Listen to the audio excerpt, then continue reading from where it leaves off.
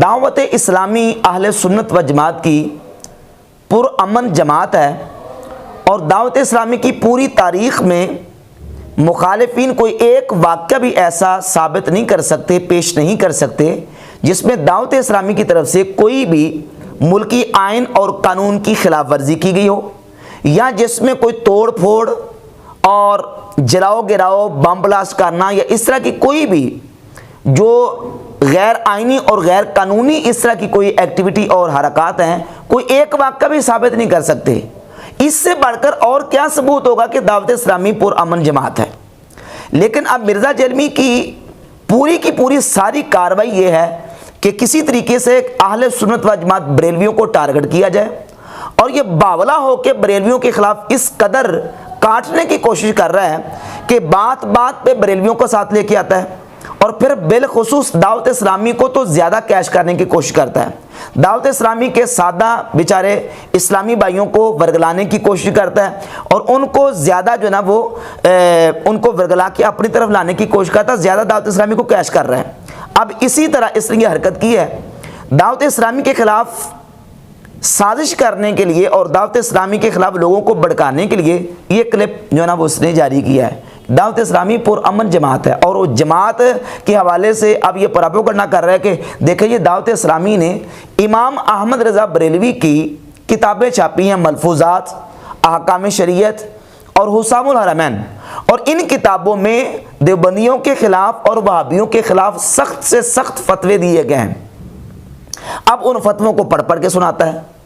دیوبندیوں کے خلاف امام احمد رضا بریلوی نے فتوے دیے، وہابیوں کے خلاف فتوے دیے، وہ تو پڑھ کے سناتا ہے، لیکن وہابیوں نے جو بریلویوں کے خلاف فتوے دیے وہ کس نے پڑھ کے سنانے ہیں؟ جو وہابیوں نے اور ان نجدیوں نے جو اہل سنت کے قتل عام کے فتوے دیے، ان کے خونوں کو حلال اور مباح قرار دیا، ان کے مالوں کو لوٹ لینا جائز قرار دیا، وہ فتوے کیوں نہیں سناتا؟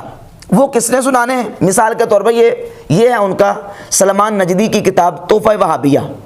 اس کتاب میں سلمان نجدی نے صفحہ نمبر 59 پر لکھا ہے کہ وہ لوگ جو انبیاء اولیاء کا وسیلہ مانتے اور ان کو شفیع سمجھتے، ان سے شفاعت کے طلبگار ہیں، کہتا ہے جو لوگ ایسا کریں وہ مشرک ہیں، شرک اکبر کے مرتکب ہیں، اگرچہ ان کا عقیدہ یہی ہو کہ فاعل حقیقی فقط رب العزت ہے، اور ان صالحین سے دعا کرنے کا مقصد محض یہ ہے کہ ان کی سفارش سے مراد بر آئے گی، گویا یہ ایک واسطہ ہے، یعنی ان کا فعل ہر حال شرک ہے، اور ایسے لوگوں کا خون بہانا جائز ہے اور ان کے اموال کا لوٹ لینا مباح ہے۔ یہ نجدیوں کے فتاوے ہیں، جن نجدیوں کو پروموٹ کرتا ہے اور جن کو یہ کہتا ہے وہ حق کے زیادہ قریب ہیں، سنت کے زیادہ قریب ہیں، ان کے فتوے کیوں نہیں پڑھ کے سناتا؟ ان کے جو طوفانی فتوے ہیں جس میں انہوں نے اہل سنت کو، وسیلہ ماننے والوں کو اور اولیاء اللہ سے استمداد کرنے والوں کے مالوں کو لوٹ لینا مباح قرار دیا، ان کو مشرک اور کافر کہا، ان کا خون بہانا جو ہے وہ مباح قرار دیا، ان کے فتاوے کیوں نہیں دکھاتا؟ اور پھر مرزا کے مجدد، جس کو مجدد لکھا ہے ابن عبداللہ نجدی کو مرزا نے مجدد کہا ہے اپنے کلپ میں، یہ ابن عبداللہ نجدی کی کتاب ہے کشف الشبہات۔ کشف الشبہات کے صفحہ نمبر 15 پر ابن عبداللہ نجدی نے اہل سنت کے بارے میں لکھا ہے کہ اور وہ لوگ جو فرشتوں، نبیوں یا ولیوں کا قصد کرتے تھے وہ صرف ان کی سفارش کے ذریعے قرب خداوندی حاصل کرنا چاہتے تھے، اسی عقیدہ کی روح سے ان کا مال مباح اور ان کو قتل کرنا حلال ٹھہرایا۔ اہل سنت کا عقیدہ رکھنے والوں کو قتل کرنا بھی مباح قرار دے دیا، اور ان کا مال لوٹنا بھی ابن عبداللہ نجدی نے جائز قرار دیا۔ یہ فتوے کیوں نہیں سناتا؟ اور اس کے ساتھ ایک اور حوالہ پیش کر کے آگے چلتے ہیں۔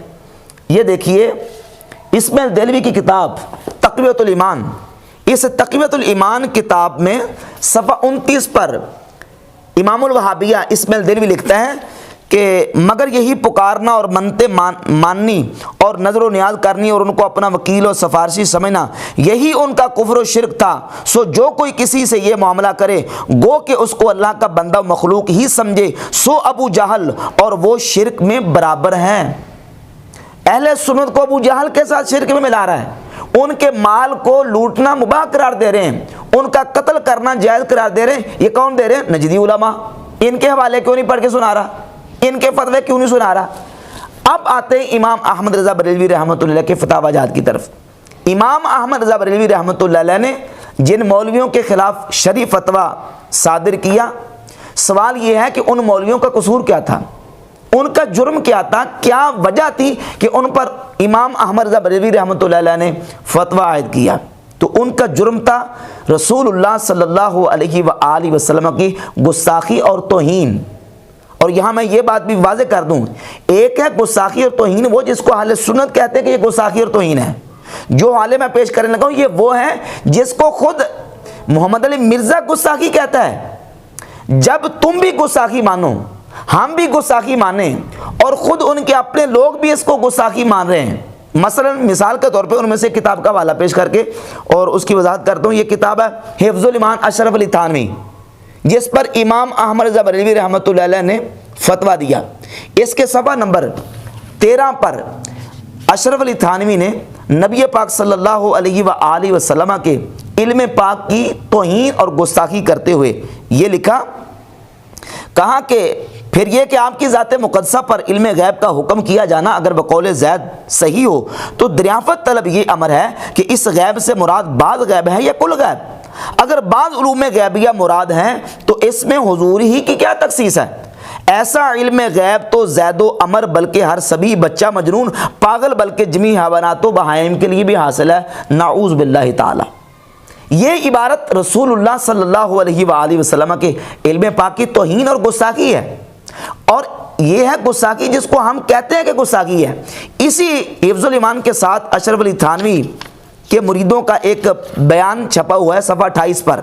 خود اشرف علی تھانوی کے مریدوں نے کہا کہ جناب آپ اپنی اس عبارت سے رجوع کر لیں. بادی نظر میں جو بندہ اس عبارت کو پڑھتا ہے تو پڑھنے والا بادی نظر میں سخت سوء ادبی کو مشعر ہے آپ کی عبارت, یعنی پڑھتے ہی فوراً انسان کی جو توجہ ہے وہ گستاخی کی طرف جاتی ہے کہ آپ کی یہ عبارت جو ہے وہ گستاخانہ ہے. لیکن اشرف علی تھانوی نے توبہ نہیں کی. اور پھر امام احمد رضا بریلوی رحمۃ اللہ علیہ نے حکم شرع بیان کیا, اور یہ کتاب اشد العذاب مرزا حسن چاندپوری جو اشرف علی تھانوی کے وکیل مناظرہ تھے, انہوں نے مرزا حسن چاندپوری نے اپنی کتاب اشد العذاب کے صفحہ 15 پر لکھا ہے کہ خان صاحب نے جو فتویٰ دیا ہے جس کو وہ جو مطلب سمجھتے تھے اس کے مطابق اگر وہ فتویٰ نہ دیتے تو وہ فتویٰ خود خان صاحب اپنے اوپر آتا. اور پھر اب ہم آتے ہیں مرزا کے ریسرچ پیپر نمبر 2 اندھا دھند پیروی کا انجام. یہی عبارت حفظ الایمان کی مرزا نے اپنے اس ریسرچ پیپر نمبر 2 کے صفحہ نمبر پیج نمبر 3 پر اس کو بیان کیا اور اس کو گستاخی قرار دیا. اب تم بھی گستاخی کہو, ہم بھی گستاخی کہیں, خود اشرف علی تھانوی کے مرید کہیں کہ یہ گستاخانہ عبارت ہے. تو امام احمد رضا بریلوی رحمۃ اللہ علیہ نے جب فتویٰ اس پر لگا دیا تو اس میں پھر اب قصور کیا ہے, تمہیں تکلیف کس بات کی ہے پھر. اور پھر اس کے ساتھ ساتھ ایک اور دوسری عبارت ہے, جن لوگوں پر فتوے دیے ان کا قصور کیا تھا. ان کا قصور یہ تھا کہ انہوں نے اپنی کتابوں میں وہ عبارات لکھی تھی, وہ گستاخانہ مواد لکھا تھا جو رسول پاک صلی اللہ علیہ وآلہ وسلم کی توہین اور گستاخی تھی. اور یہ کتاب ہے ایک بانی دارالعلوم دیوبند قاسم نانوتوی کی کتاب تحذیر الناس. اس کتاب کے صفحہ نمبر 40 پر 65 پر اور صفحہ نمبر 85 پر 3 صفحات پر یہ عبارات. صفحہ نمبر 40 پر نبی کریم علیہ الصلوۃ والسلام کی ختم نبوت کے حوالے سے بالکل مسلمانوں کے عقیدے سے ہٹ کر عقیدہ بیان کیا. سب مسلمان جانتے ہیں کہ حضور خاتم النبیین ہے, اور خاتم النبیین کا معنی ہے آخری نبی. کیا معنی ہے؟ ہر مسلمان کا بچہ بچہ جانتا ہے. اب ننوتوی صاحب سمجھانے بیٹھ گئے, کہتے ہیں کہ اول معنی خاتم النبیین سمجھنے چاہیے, یعنی گویا کہ مسلمانوں کو پتہ نہیں ابھی. اول معنی خاتم النبیین سمجھنے چاہیے تاکہ فہم جواب میں کچھ دقت نہ ہو. سو عوام کے خیال میں تو رسول اللہ صلی اللہ علیہ وآلہ وسلم کا خاتم ہونا بئی معنی ہے کہ آپ کا زمانہ انبیاء سابق کے بعد اور آپ سب میں آخری نبی ہیں. مگر اہل فہم پر روشن ہوگا کہ تقدم یا تاخر زمانی میں بذات کچھ فضیلت نہیں. نعوذ باللہ تعالی. کہتا ہے کہ حضور کا آخری نبی ہونا اور سب نبیوں کے بعد میں آنا یہ عوام کا خیال ہے. اہل فہم سمجھتے ہیں کہ اس میں کوئی بذات کچھ فضیلت نہیں ہے, جبکہ نبی کریم صلی اللہ علیہ وآلہ وسلم کا آخری نبی ہونا حضور کی فضیلت ہے. اور صفحہ نمبر 65 پر لکھا کہ اگر حضور کے زمانے میں بھی کہیں اور کو نبی آ جائے پھر بھی بالفرض آپ کے زمانے میں بھی کہیں اور کو نبی آ جائے پھر بھی آپ کی خاتمیت میں کچھ فرق نہیں آتا۔ اور صفحہ نمبر 85 پہ جا کے لکھتا ہے کہ حضور کے بعد بھی کہیں کو نبی پیدا ہو جائے تو پھر بھی حضور کی ختم نبوت میں کچھ فرق نہیں آتا۔ یہ عبارتیں تھیں حضور کی ختم نبوت کے انکار والی، جس پر امام احمد رضا بریلوی رحمۃ اللہ علیہ نے فتویٰ دیا، اور ان کے گلوں میں جو نا وہ ہار ڈالتے، جو فتویٰ بنتا تھا اس کے مطابق فتویٰ دیا، دوگلا پالیسی نہیں کی، دوگلا پن نہیں کیا، منافقت نہیں کی، بلکہ جو فتویٰ بنتا تھا وہ فتویٰ دیا۔ اور یہ عبارتیں جو میں نے پیش کی ہیں، یہ عبارتیں وہ ہیں جن کو مرزا نے اپنے ریسرچ پیپر نمبر 2، یہ پیج نمبر اس کا، یہ دیکھ لیں، اس کا پیج نمبر ہے جی 4، پیج نمبر 4، علماء کا نظریہ نمبر 18، اس میں خود اسی قاسم نوتوی کی جو کتاب ہے تعزیر الناس اس کی بات کو نقل کیا ہے۔ تم بھی یہ کہہ رہے ہو کہ یہ خلاف قرآن و حدیث ہے، اور امام اہل سنت امام احمد رضا بریلوی رحمۃ اللہ علیہ نے بھی اسی طریقے سے فتویٰ دی ہے، اور یہ فتوے بالکل انہوں نے اس بنیاد پر دیے ہیں۔ ان لوگوں کے کا قصور یہ تھا کہ انہوں نے نبی پاک صلی اللہ علیہ وآلہ وسلم کی ذات اقدس کی توہین اور گستاخی کی ہے۔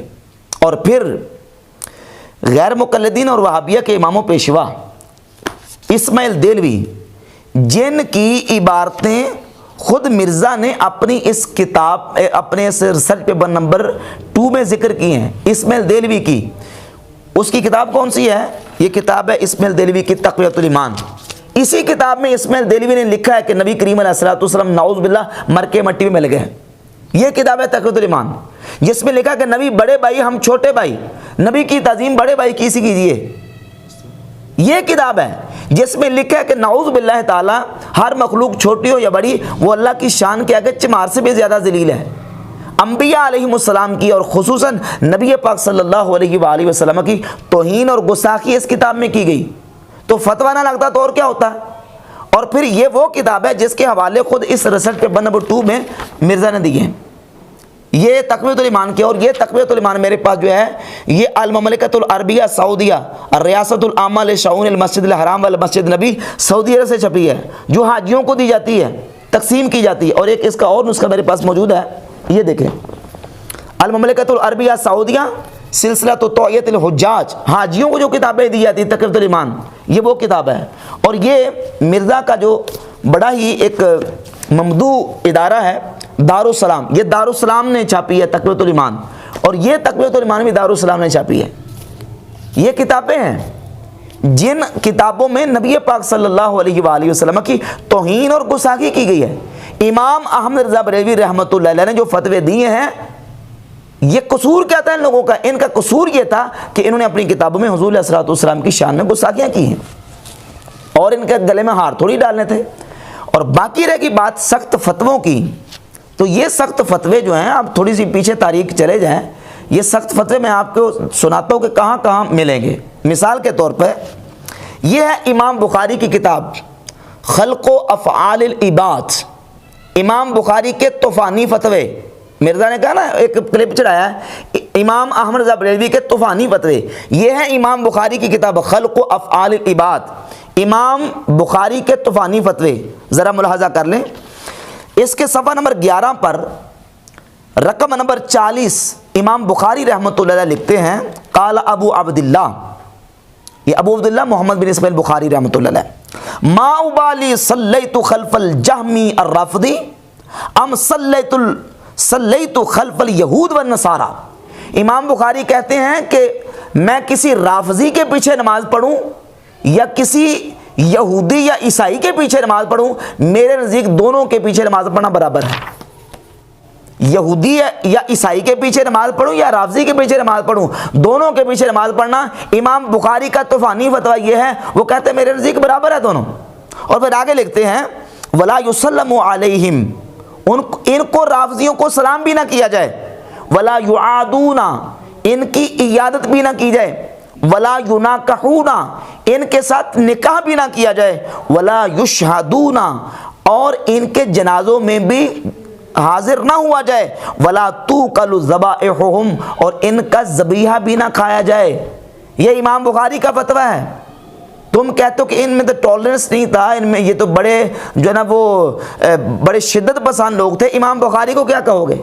یہ رافضیوں کے بارے میں جن کے پیچھے تم جا کے نمازیں پڑھتے ہو نا، ان کے بارے میں امام بخاری رحمۃ اللہ کا یہ طوفانی فتویٰ ہے۔ وہ کہتے ہیں کہ ان کے پیچھے نماز پڑھنا تو میں ایسے سمجھتا ہوں جیسے کسی یہودی یا کسی عیسائی کے پیچھے نماز پڑھنا، یہ امام بخاری کا فتویٰ ہے۔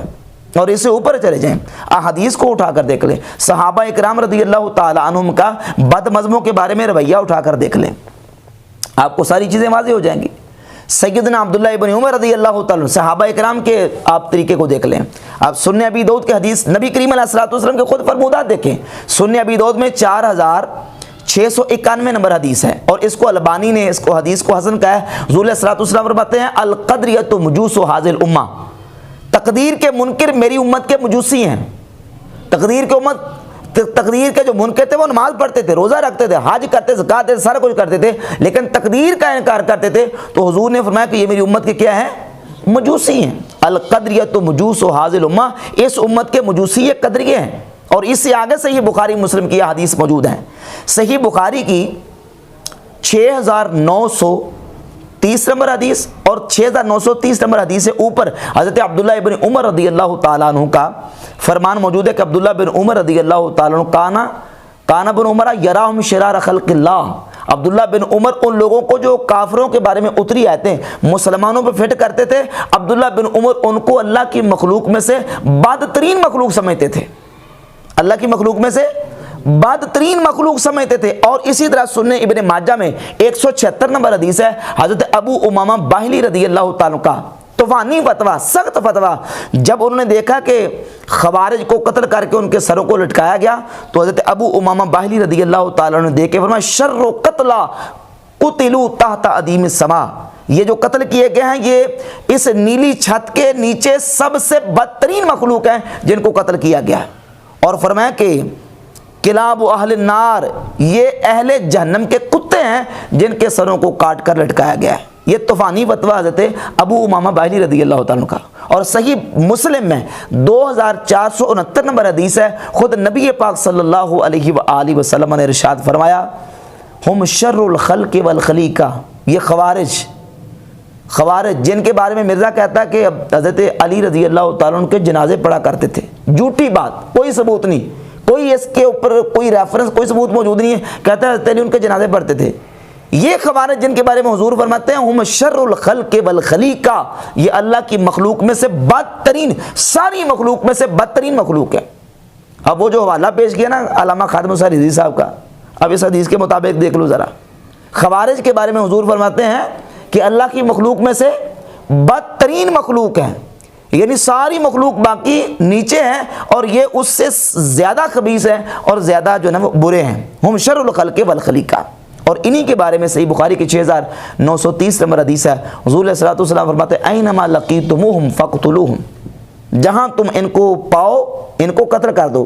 حاکموں کو حکم ہے، وقت کا جو سلطان ہے اس کو حکم ہے کہ ان خوارج کو تم قتل کر دو۔ تو یہ سارے جو ہیں وہ فتاوی جات احادیث میں صحابہ کرام رضی اللہ تعالیٰ عنہ کے اقوال میں موجود ہیں۔ لہٰذا اگر دعوت اسلامی پر اعتراض کرو کہ دعوت اسلامی والوں نے امام احمد رضا بریلوی کی کتابیں چھاپی ہیں، ان کے فتاوے چھاپے ہیں، تو پھر تو تمہیں امام بخاری کی کتابیں بند کروانی پڑے گی، کیونکہ امام بخاری نے رافضیوں کے بارے میں کیا کمنٹس دیے ہیں۔ طوفانی فتویٰ ان کا کیا ہے کہ یہودیوں اور عیسائیوں کے پیچھے نماز پڑھنا اور رافضیوں کے پیچھے نماز پڑھنا میرے نزدیک برابر ہے، یہ امام بخاری کا فتویٰ ہے۔ امام بخاری کی کتابیں بند کروانی پڑے گی، تمہیں پھر صحیح بخاری بھی بند کروانی پڑے گی، صحیح مسلم بھی بند کروانی پڑے گی، اور دارالسلام بھی بند کروانا پڑے گا، دارالسلام سے جو کتابیں چھپ کے آ رہی ہیں ان کو بند کروانا پڑے گا۔ تو ہر عقیدہ جو ہے وہ ہر مسلک جو فرقہ ہے وہ اپنے عقیدے کے مطابق وہ ساری چیزیں اپنی لے کے چلتا ہے۔ تو اب اس کی کوشش ہے کہ کسی نہ کسی طریقے سے دعوت اسلامی کو ٹارگٹ کیا جائے اور ان کے جو دامن پہ کسی طریقے سے دبا لگا کے ان کو بدنام کرنے کی کوشش کی جائے۔